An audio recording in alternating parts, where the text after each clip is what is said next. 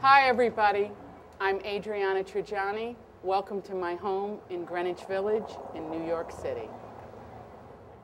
I'm so happy you're here, and I'm very excited to talk to you about my brand new novel, the first in a trilogy called Very Valentine.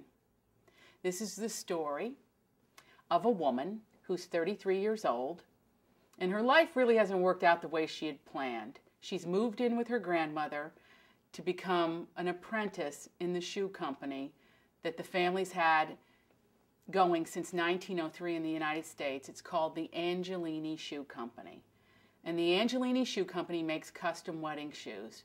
Now, these aren't just any wedding shoes. These are glorious, one-of-a-kind creations made with gorgeous embellishments, hand-cut leather, gorgeous satins. This is really an old-world craft that we're bringing to life for you.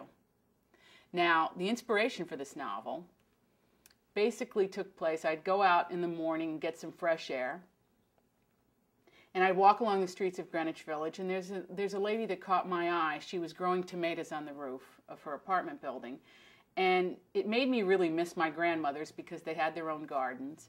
And she became sort of an obsession with me. I would look for her and wonder where she was when I didn't see her. And then, of course, I would chronicle the tomatoes. I would see what time of summer it was and when the yield was coming in, and I would think of my grandmothers and remember them.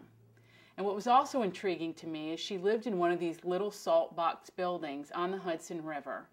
Now, as most of you know, when you look at pictures of New York City, or if you live in the area, you know that there are some gorgeous, glitzy, big high-rises along the water now. Somebody figured out that the Hudson River was a knockout, and they started to build up these docks that had before just been places where the ships came in, dropped supplies, and left. Not very pretty.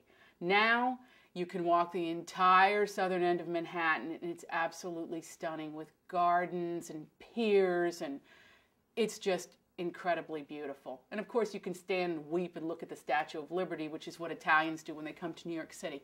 Anyway, this novel is about this family that has for years had a family business. And for those of you out there who have been self-employed or worked in a small business, you know what this terrain is. It's always a struggle to make ends meet.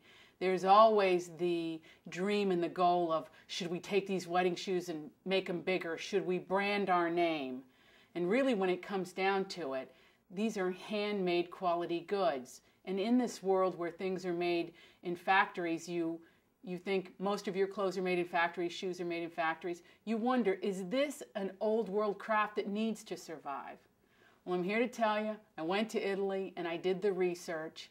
And I hope and pray that this is an art form that never dies, because it's absolutely amazing when you sit with a shoemaker and he makes a pair of shoes perfectly for your feet, your particular feet, or the customer's feet, and they become, in a sense, works of art.